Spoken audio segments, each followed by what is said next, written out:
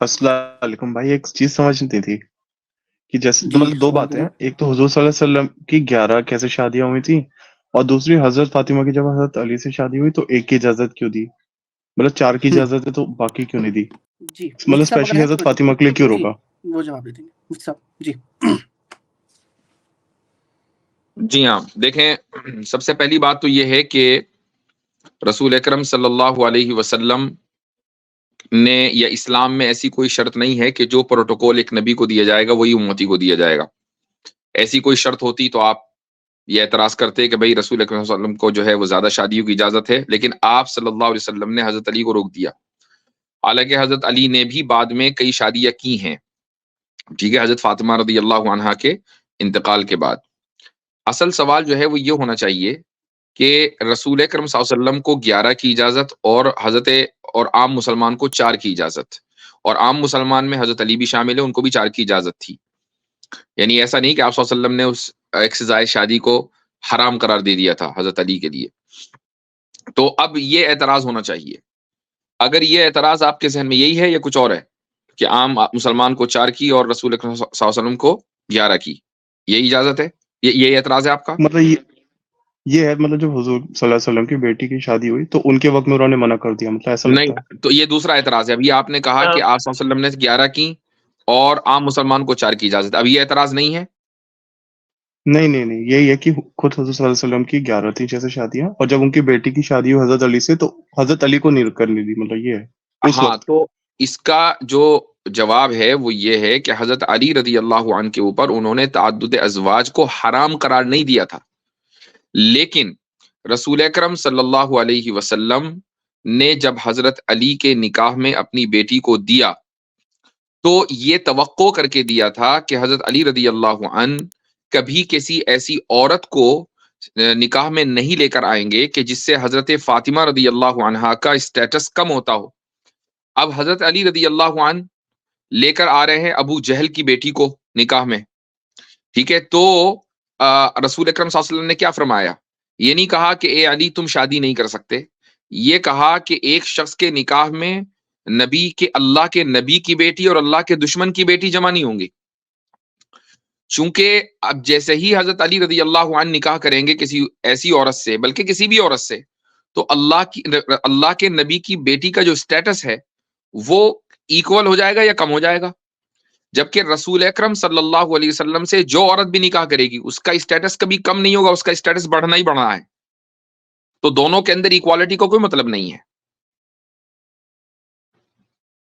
ایک بات. دوسرا پوائنٹ یہ ہے کہ رسول اکرم صلی اللہ علیہ وسلم کے جتنے بھی نکاح ہیں ان میں سے کوئی بھی نکاح ذاتی غرض کے لیے نہیں ہے، سوائے حضرت سودا رضی اللہ عنہا کے یا حضرت خدیجہ رضی اللہ عنہا کے، کہ جس وقت حضرت خدیجہ سے نکاح کیا تھا ذاتی غرض سے، جو ایک ہر انسان کرتا ہے، تو اس وقت تعدد ازواج نہیں تھا، اس وقت آپ صلی اللہ علیہ وسلم نے ملٹیپل میرجز نہیں کی تھی. لیکن جب ملٹیپل میرجز کی ہیں تو وہ امت یا ملت کی ضروریات کو پورا کرنے کے لیے کی. اس کے اوپر ہمارا پورا ایک تفصیلی ڈسکشن ہے، میری ایک ویڈیو ہے کہ کیوں تعدد ازواج، کیوں کس خاتون سے کیوں نکاح کیا. اس کے پیچھے پوری ایک ریزن ہے کہ اس لیے نکاح کیا، یا تو ملت کی ضرورت پورا کرنے کے لیے یا امت کی ضرورت پوری کرنے کے لیے. تو اس کو آپ یہ کہہ لیں کہ ایک طرح کی اسٹریٹجی تھی. حضرت علی رضی اللہ عنہ اگر کسی عورت سے نکاح کر رہے تھے تو وہ اپنی ذاتی غرض سے نکاح کر رہے تھے، اس میں نہ ملت کی ضرورت تھی نہ امت کی ضرورت تھی. اس لیے آپ صلی اللہ علیہ وسلم نے حضرت علی کو بحیثیت کزن کے اور بحیثیت فادر ان لا کے روک دیا، بحیثیت نبی کے نہیں روکا، ورنہ حرام نہیں تھا ان کے لیے ملٹیپل وائف سے نکاح کرنا 4 تک.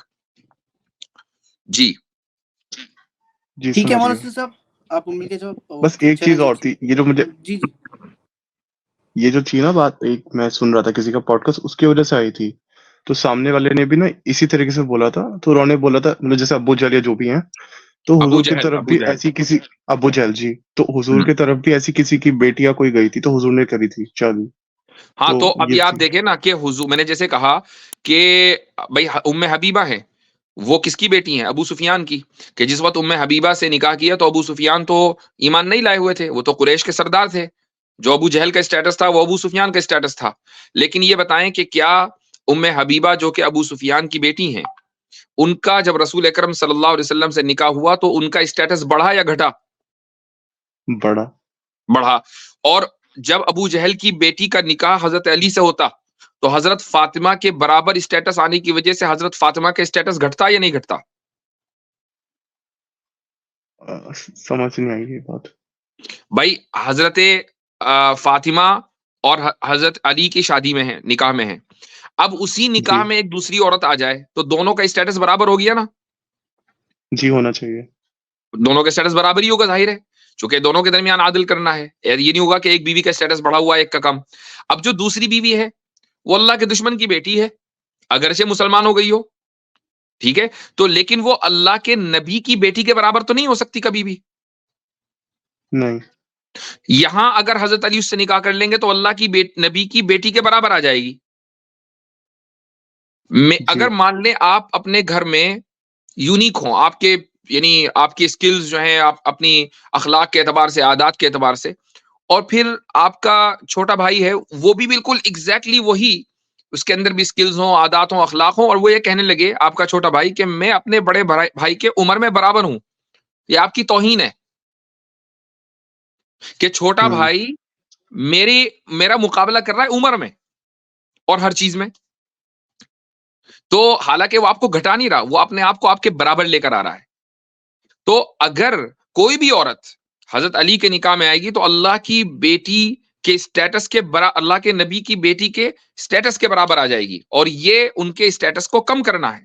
جبکہ نبی کے نکاح میں ایک نہیں 100 بیویاں ہو تو سب کا اسٹیٹس بڑھے گا، کسی کا گھٹے گا نہیں. یہ فرق ہے. زبردست. ٹھیک ہو گیا مولانا اسلام صاحب؟ جی میں سمجھ گیا. Thank you. بہت بہت شکریہ.